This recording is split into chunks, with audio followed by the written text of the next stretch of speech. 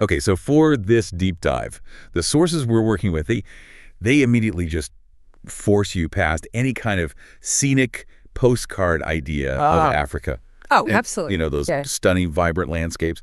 Instead, we're pushed straight into the cold, calculated logistics of how global demand fuels violence on a local level. It's a devastating pivot. And our sources today, they're focused entirely on extracting the brutal truth about the machinery of the conflict diamond trade, specifically in Sierra Leone during its civil war. Right. We're basically tracing the flow of these stones from the ravaged earth where they are, forcibly mined, all the way to sorting tables and international markets. And that's our mission, precisely, to extract that painful, verifiable truth. We're focused on the true human cost, detailing exactly how our consumer culture can fuel these atrocities. And we're doing that by following three core players whose paths converge over one massive single pink stone. Solomon Vandy, the fisherman, the survivor. Danny Archer, who is this cynical, pragmatic diamond smuggler. And Maddy Bowen, the journalist who's hunting for systemic proof. To really feel the weight of this narrative, you have to start with the immediate, shattering impact of the war on just ordinary life. We start by understanding Solomon Vandy's world just moments before the Revolutionary United Front, the RUF, just consumes it. Yeah, the sources paint this brief, really beautiful picture of Vandy as a family man teaching his young son, Daya. And the irony is just heartbreaking. It's crushing. Daya comes home from school, and he's excited because he's learned that Sierra Leone was founded as this kind of grand experiment. Right. And he's asking his father, do you know what utopia means, Papa?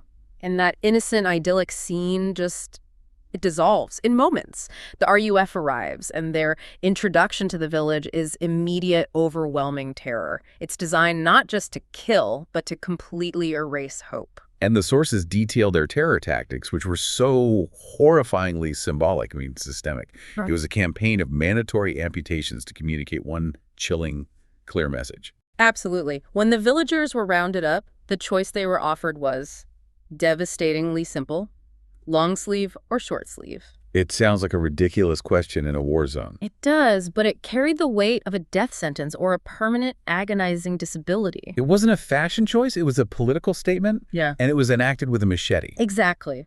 The RUF was determined to make sure no one could participate in any future democratic process. They knew the government was telling people, the future is in your hands. So their horrifying response, as it's documented, was, We now the future. So we take your hands, no more voting. It was a deliberate, institutionalized policy of physical disenfranchisement and mass psychological terror. and while many were murdered or lost limbs, Vandy himself, he's spared the amputation. Spared that, but immediately trucked to the mines as forced labor. And this immediate, localized brutality is instantly connected by our source material to the global stakes. The documentation doesn't let the consumer hide from the wider implications. No, there's a devastating global witness report highlighted right at the start. What does it say? It establishes that these conflict diamonds are not just a byproduct of war, they are the direct currency used to purchase arms and finance civil war. So let's drill down on the numbers here, because the industry often tries to minimize the scope of the problem. They do. They'll argue that conflict stones account for only, maybe 15% of the overall market. It sounds small. The 15% of what? Exactly. The sources immediately clarify the scale. In a multi-billion-dollar-a-year global industry, 15% translates directly to hundreds of millions of dollars are available for weapons in these conflict zones. So that's the consistent, guaranteed fuel feeding the RUF and militias like them. It is. And the ultimate responsibility for keeping that fuel flowing, it's placed squarely on our habits. The source is unflinching. It notes that the U.S. is responsible for 2/3 of all diamond purchases worldwide. And based on the marketing, they certainly don't anticipate that demand diminishing. Yeah. So it's this very uncomfortable truth that every dollar spent on luxury is potentially cycling right back into the purchase of guns and landmines and grenade launchers used in this war. That uncomfortable truth leads us right into the systemic nature of this. This cycle of exploitation that has plagued Central and West Africa for centuries. And the source material is very clear that this is not a new thing, not at all. It notes this grim historical pattern that just repeats with tragic predictability. The quote is, throughout the history of Africa, whenever a substance of value is found, the locals die in great number and in misery. Yeah. Diamonds are just the latest resource to feed the tragedy. But the source makes us reflect on the history. You know, we saw it with ivory in the 19th century, decimating populations for colonial demand. We saw it with rubber under regimes like King Leopold II in the Congo. Which was built entirely on forced labor and grotesque violence. Exactly. The discovery of valuable resources, gold, oil, now diamonds, it doesn't lead to prosperity for the people living on the land. No, it seems to universally lead to mass suffering, displacement, and death, all driven by this international hunger for cheap supply. And it's into this grinding, ongoing cycle that we meet Danny Archer, the pragmatic opportunist who really embodies the cynical side of that global supply chain. Yeah, Archer is a seasoned diamond smuggler, a former mercenary. He's not just a passive observer of the system. He is the essential, amoral middleman connecting the source of the conflict to the buyer of the stones. And we see him right away, operating at the height of danger, negotiating an arms deal. He's meeting with a man called Captain Rambo, who represents the notorious Commander Zero, and the transaction is just laid bare. Sacks of rough diamonds in exchange for a shipment of advanced weaponry. The sources detail that direct transactional link. Conflict stones buy high-caliber automatic rifles, RPGs, other new weapons that ensure the RUF stays dominant. And Archer's coolness under fire is established right there. He's negotiating, reminding Rambo that killing him means losing the airplane way full with grenade launchers. His focus is purely on logistics and profit, not the ideology of the killers he's arming. And this relentless pursuit of profit leads to his first big setback. He gets arrested in Sierra Leone for smuggling. But this arrest is important for the narrative. It is, because it's how he's first linked directly to the massive corporate structure behind the trade, specifically the Vandy cartel, this behemoth controlling the diamond market, and his former commander, Colonel Coetzee. And this arrest opens the door for the journalist, Maddy Bowen, to find him. But more importantly, it exposes the incredibly sophisticated system designed to launder these dirty stones. Turning blood money into legitimate collateral. Yeah. The sources break down the route, and it's a masterpiece of corporate denial and obfuscation. So it's first step. The initial step is smuggling the raw stones across borders, often into neighboring countries like Liberia. This is the first layer of certification. And the source highlights the sheer absurdity of this. It's completely absurd. Liberia at the time has no diamonds to speak of. Yet it's exporting billions of dollars worth, all with legitimate-looking paperwork. So once they're certified there, they become legally exportable goods. Exactly. Then they hit the major global stocks in the laundering process. The stones head to Antwerp, Belgium, the historical center of the diamond trade. And the sources note explicitly that at the sorting tables there.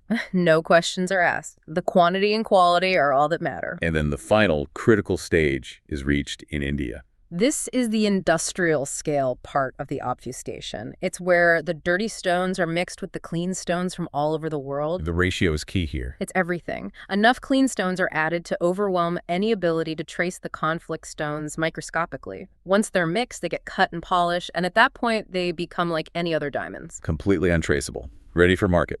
And this whole complex laundering mechanism, it protects the corporate interests. Mr. Vandy, the cartel's leader, he publicly denies trading in blood diamonds, maintaining this facade of industry ethics. But the sources don't stop there. No. They allege that Vandy covertly owns Tiara Diamonds, the very company handling these smuggled stones, through this dizzying network of cross-holdings and offshore bank accounts. The public image is clean. The private profit is bloody. And this takes us directly to the deeper economic motivation, which is the absolute core of the cartel strategy. It's not just about profit. It's about controlling the global supply to control the global price. This is absolutely crucial for you to understand. Vandy real terror, as it's outlined in the sources, is the fear that the rebels who are just digging up these stones unchecked in Sierra Leone could flood the market with literally billions of dollars worth of rough diamonds. If that happened, the consequences would be catastrophic for the entire industry and really for global finance. Imagine an immediate release of, say, $5 billion worth of previously controlled supply onto the open market. It would immediately have the value of every single diamond held globally, from Antwerp vaults to the engagement rings on people's hands. The entire economic bedrock of rarity just collapses instantly. Which would destroy the entire consumer mystique. The central premise that a diamond is rare and valuable enough for someone to shell out 3 months' salary for an engagement ring. Precisely. The source material forces this uncomfortable implication on you. The cartel isn't overtly financing the RUF, but they are creating and maintaining a market situation where it pays to keep the war going. So they manage the flow just enough to prevent a price collapse. Essentially trading human lives for guaranteed scarcity, all to protect their established, immensely profitable business model. That's the systemic mechanism we need to recognize. Okay, so moving from that systemic greed, we now have to focus on the collision of these global forces with intense personal desperation. We return to Solomon Vandy. His immediate trauma and this one desperate, singular hope. He's forced into labor in the RUF mines, witnessing just unimaginable brutality, working alongside children being beaten, surrounded by death. But amidst this hell, he finds his ticket out. A massive, incredibly rare pink diamond. And the sources describe this stone so vividly, not just large, but with a clear, strong pink color, about the size of a bird's egg. Estimated to be around 100 carats. It's not just wealth, it's literally one of the rarest finds in the world. And Vandy knows it. He recognizes it as his one chance to buy freedom for his family. So he immediately protects it, buries it, knowing the RUF captain who saw a flicker of it is desperate to seize it. That confrontation where the captain shouts, "Liar, I saw it with my own eyes," this big, that confirms Vandy's life is now tied directly to that stone. But Vandy's focus, and this is so important, it's never on the value of the stone for himself. It's only for his family. We follow his desperate struggle after he manages to escape the mines and reaches this massive, chaotic refugee camp. He's frantically searching for his wife, Jassy, and his 2 children. And that scene in the refugee camp is so critical. It shows the devastating human cost of mass displacement and the complete failure of an overwhelmed bureaucracy. He's trying to file papers, checking these handwritten lists, just overwhelmed by the sheer volume of humanity. And the camp official, defeated and exhausted, simply tells him, "I have checked the list, then God help you because I can't." It's the image of a system that has just collapsed under the weight of misery. He does manage a tragic partial reunion. He finds Jassy and a new baby he hasn't even met. And there's this moment of fleeting relief. But that relief is immediately replaced by renewed desperation when he realizes Daya, his eldest son, is missing. This loss drives him back toward the war zone. The sources highlight his frantic reaction at the fence line of the camp, just shaking the wire and screaming, "Where is my son?" And that missing son is the driving force, the leverage, and the only reason Vandy will ever risk going back to that diamond's location. Which is what brings Maddy Bowen into the frame. She's a committed journalist, but one who is deeply cynical about the standard surface-level war reporting. Yeah, she uses the term infomercials to describe the usual images, the swollen bellies and flies in their eyes, that evoke temporary pity, but no lasting systemic change. Maddy understands that tears and small charitable donations are not going to be enough to make it stop. She's tired of reporting on the symptoms. She wants to cure the disease. She is committed to systemic change. She's demanding verifiable evidence that can actually bring down the architects of the conflict, the corporations, the financiers. She's incredibly frustrated. She states it clearly. "I am sick of writing about victims. I need facts, I need names, I need dates, I need pictures, I need bank accounts." She needs the ledger, not the sob story. Her initial interaction with Archer is this perfect clash of moral and philosophical opposites. Absolutely. Archer embodies the ultimate nihilistic view, encapsulated in that fatalistic phrase he repeats all the time, TIA. This is Africa. This is Africa. He argues people here kill each other as a way of life, and that morality is a luxury. And he immediately deflects Maddy's moral criticism, turning the accusation right back on her and her American audience.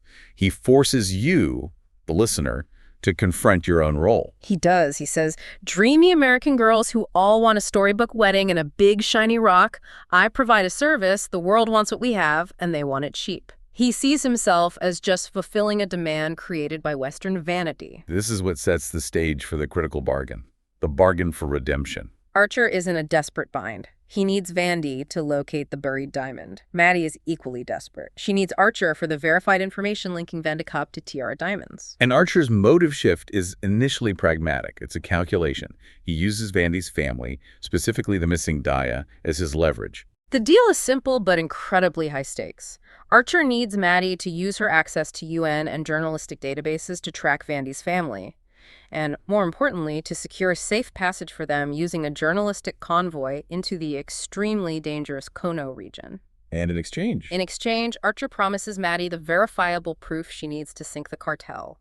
The specific names, dates, bank account numbers that will withstand a legal challenge. But the delivery of that information is tied to the survival of the mission. Oh, absolutely. Archer, with stark realism, confesses that if he doesn't come out with the diamond, I'm already dead, and only then can she write whatever you want. The danger of releasing it prematurely is immense. Huge. If Maddy publishes too early, the cartel will simply vanish, cover their tracks, and Vandy's chance for rescue and testimony will be lost. It's a deal built on mutual, urgent need, where the only potential moral winner is Vandy, and only if they succeed. Now we have to move into the deep psychological scars that motivate these central figures, starting with Danny Archer. Because understanding his background is key to grasping the depth of his nihilism. We learn that Archer wasn't just any soldier. His history is deeply intertwined with the region's perpetual conflict. He was born in Rhodesia, which is now Zimbabwe. Right, and he was sent away in 1978 when, as he puts it, the months overran us. He subsequently served in the elite 32 Battalion in Angola. And he believed they were fighting a righteous war against communism, side by side, black and white. That was his foundational idea of purpose and identity, a disciplined soldier fighting an ideological war. And that sense of self was utterly destroyed. Completely. When he realized the war was never about a clear-cut political ideology, the source material shows his disillusionment.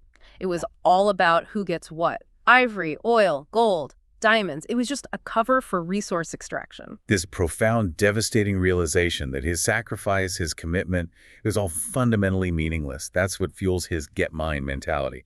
If there's no meaning in the fight, there's no meaning in morality.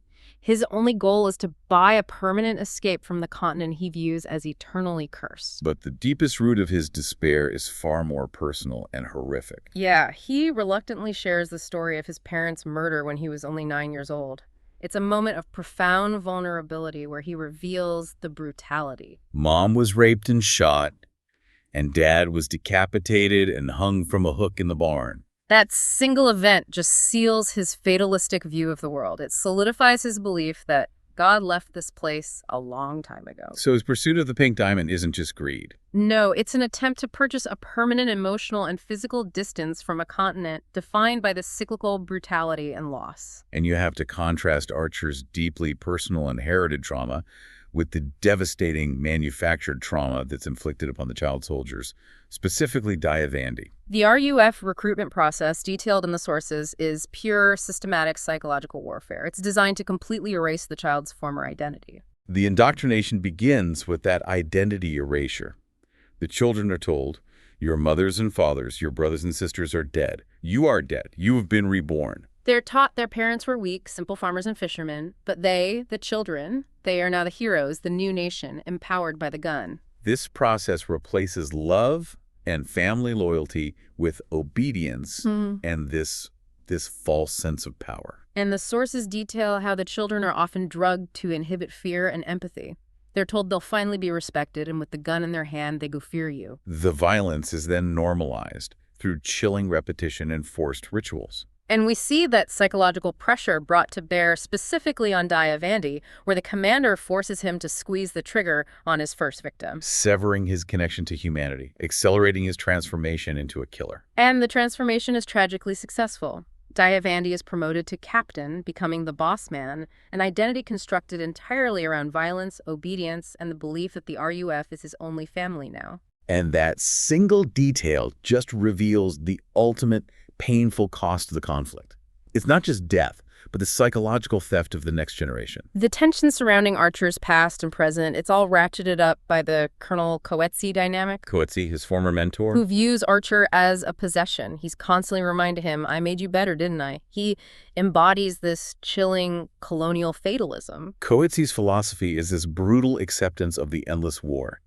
He tells Archer, that's Red Earth. It's in our skin. This is home. You'll never leave Africa. He sees violence and resource theft as an inescapable, intrinsic part of their identity, something Archer can never truly run from, no matter how much money he makes. And this relationship leads directly to Archer's moral low point, the calculated betrayal. He's using a field radio to call in an airstrike on the RUF camp under the guise of an OPS and observing post of the diamond's location. The goal is tactical. Eliminate Commander Zero and use the chaos to retrieve the stone. But the profound moral failing here is that he knows Daya is likely still in that camp. When Vandy frantically asks about his son, Utter, focused only on the escape plan, he just shouts, "Your son is gone." He chooses the diamond in his own life over any residual sense of responsibility to the man who holds the key to his fortune. And Vandy's reaction is so powerful, he refuses to accept it. He risks his own life, declaring, "Shoot me if you want, but I'm going," and enters the camp during the bombing raid. Which leads to that powerful, tragic moment where he tries to reach his son. Only for Daya, completely indoctrinated, to point the gun at his own father and shout, "Enemy! Enemy, I hate you!" It's the total, heartbreaking collapse of the family unit, weaponized by the conflict. And that brings us to the dramatic mind confrontation, the climax where all these personal and global tensions just converge, and the lines between greed and morality are finally drawn. Vandy is returned to the site of the buried diamond, but he's been captured and is under threat from the RUF captain who tracked him down. And the captain forces him to dig, using the most barbaric threat imaginable, that he will find Vandy's wife and daughters, rape them, and slit their throats if the diamond isn't produced. The captain even rationalizes his own brutality, sort of echoing Archer's nihilism but with a different spin. He says, "I think I am a devil, but only because I have lived in hell," which is the ultimate justification of the conflict zone. The environment forces otherwise moral men to act like monsters.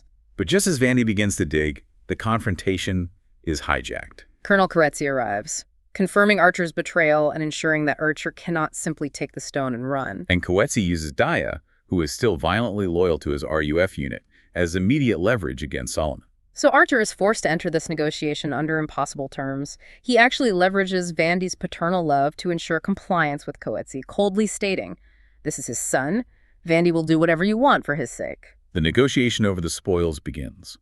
Coetzee demands a 70-30 split of the diamond's value, citing his superior military position. And Archer, citing his established buyer in London and the unique difficulty of laundering such a massive, rare stone, he counters with 60-40, making himself the majority partner. And Coetzee accepts. The diamond is finally recovered. Clear, strong, pink color, enormous, roughly 100 carats. It is finally in Archer's hands, the physical embodiment of his lifelong quest for escape and wealth. But the pursuit is not over. During the escape that follows, Archer is critically wounded by Coetzee's men in the chaos. And this injury, it forces an immediate, profound transformation, the act of radical, final redemption. He realizes he can't possibly make the escape or reach the buyer alive. The dream of personal wealth, of permanent escape, it dies right there. So instead of clinging to the prophet, he chooses to fulfill his promise to Vandy, but on a far grander scale. He hands the priceless pink diamond directly to Solomon.